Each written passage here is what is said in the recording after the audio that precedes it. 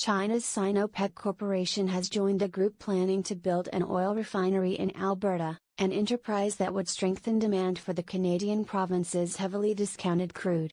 State-owned Sinopec, formerly known as China Petroleum and Chemical Corporation, along with an Alberta indigenous group, China State Construction Engineering Corp and Alberta management company Teedrum, plan to build a refinery to process 167,000 barrels per day of crude into gasoline and other products, the project's consulting firm Stantec Incorporated said in a statement on Thursday.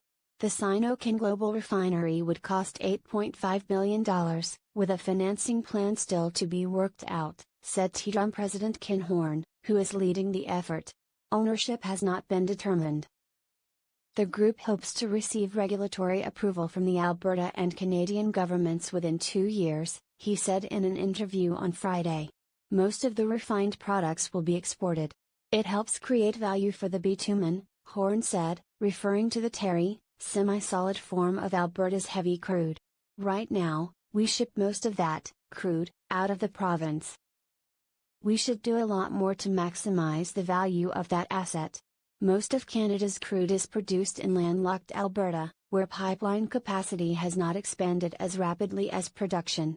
Resulting bottlenecks have hindered transportation to U.S. refineries, steepening an already deep price discount for the province's crude, which grew to a multi-year high this week. Sinopec's interest is encouraging news for a Canadian sector that has seen foreign oil majors retreat over concerns about high production costs and the oil sands' environmental toll. China's involvement would complement its existing Alberta investments, Horn said. State-owned CNUC Limited bought energy producer Nexen in 2013.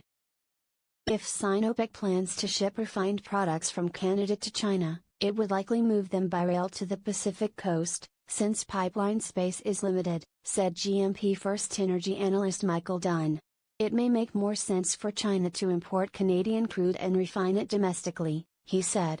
Alberta's previous government declined to support the Aboriginal-led refinery proposal in 2012, after deciding the project did not make economic sense. This time, the project involves China and is not soliciting government help, Horn said. A spokesman for Alberta Energy Minister Margaret McCuaig-Boyd said on Friday that building a refinery is ambitious and positive for the economy if the project can competitively move refined products offshore. Sinopec could not be reached.